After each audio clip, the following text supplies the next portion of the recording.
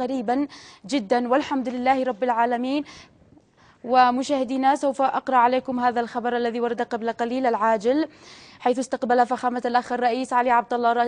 عبد الله صالح رئيس الجمهورية اليوم في الجناح الملكي الخاص بالمستشفى العسكري في العاصمة السعودية الرياض مساعد الرئيس الأمريكي لشؤون مكافحة الإرهاب والأمن الداخلي جون برنان، حيث نقل المسؤول الأمريكي لفخامة الأخ رئيس الجمهورية رسالة من فخامة الرئيس باراك أوباما رئيس الولايات المتحدة الأمريكية تضمنت سعادته لتحسن صحة رئيس الجمهورية المستمرة، ومتمنيا له موفور الصحة والعافية، ومدينا في نفس الوقت ذلك الحادث الإرهابي والإجرامي البشع والجبان الذي استهدف رئيس الجمهورية وعددا من كبار مسؤولي الدولة أثناء تأديتهم صلاة الجمعة بجامع دار الرئاسة الشهر الماضي، مضيفا أن ذلك الحادث الإجرامي لم يكن موجها ضد الرئيس فحسب، وإنما ضد الأمة والشعب اليمني، وإن من يقف وراء ذلك الحادث يجب أن يحاسبوا ويقدموا للعدالة.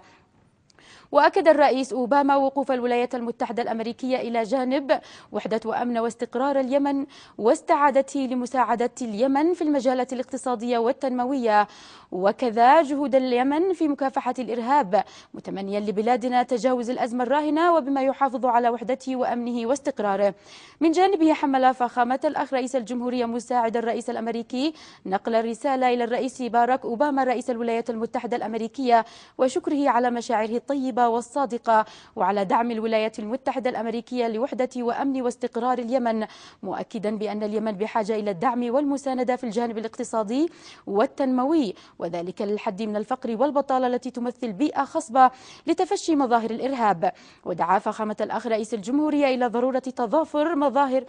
ضرورة تضافر الجهود الدولية دون العمل الانفرادي، وذلك لمكافحة الإرهاب أينما وجد، سواء في منطقة الشرق الأوسط أو القرن الأفريقي أو أفغانستان أو باكستان أو أي مكان آخر،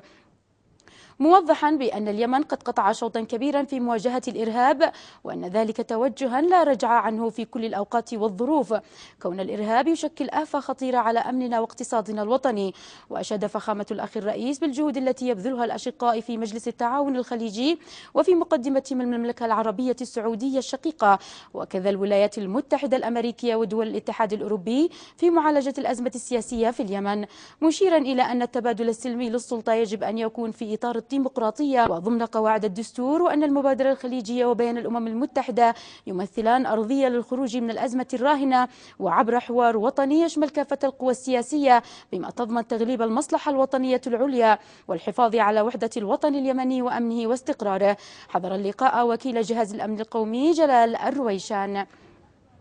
هذا هو الخبر مشاهدينا الأعزاء الذي ورد قبل قليل، الخبر العاجل بأن الرئيس التقى مساعد الرئيس الأمريكي. هذا هو الخبر الذي هو فعلا أثلج قلوبنا وطمأنا أكثر وأكثر على صحة فخامة الرئيس، وأخرس جميع الألسن حول ما تداولوه بعد ظهور فخامة الرئيس يوم الخميس. ولدينا اتصال مشاهدينا.